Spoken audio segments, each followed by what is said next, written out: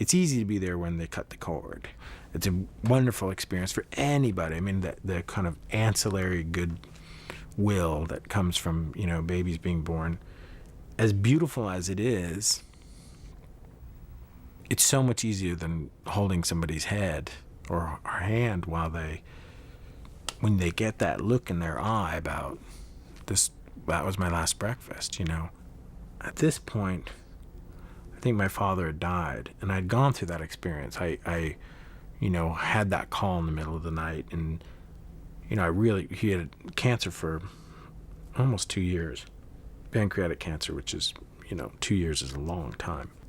And then one night, you get this call, and my mom said, his back's hurting, and so we went to his house, and we had to call the ambulance. But I really, it's one of those things where you really think, okay, this is what the next 6 months is going to be. You have to kind of get yourself ready, prepare yourself for this, and literally that night, we walked in there, and they said, you need to come back in the room. We've got him in the room where people die.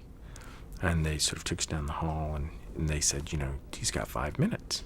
And I was like, you kind of go, I haven't written my speech. I don't have any, I'm not ready. And you go in there and you see somebody who's, breathing, and their system's shutting down, and their eyes, and they have this look, they can barely sort of make you out. They know now. They finally realize this is it, and you hold their hand and you talk to them and you whisper in their ear and you try to sort of soothe them. But there's this,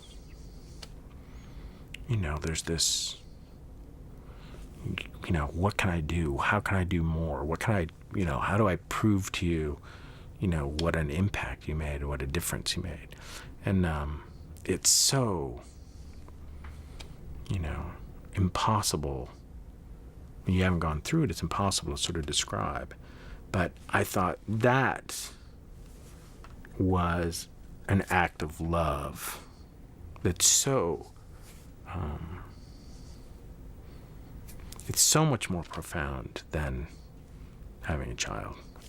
I enjoyed, wholeheartedly the experience of having my daughter, but it's just this outpouring of, but here's this thing where you just have to be strong for somebody. You just have to be, you have to go to this place you just never, you want it to be over as quickly as possible, and yet you don't want it to be over.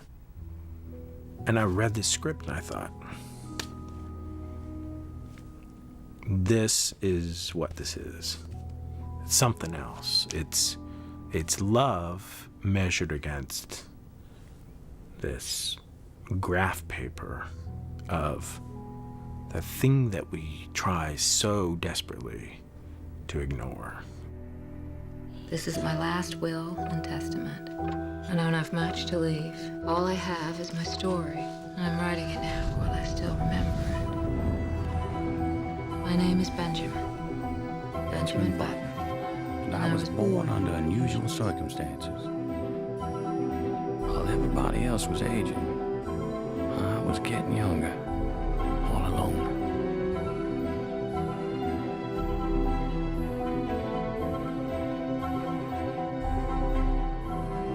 Stand by, here we go. Ready.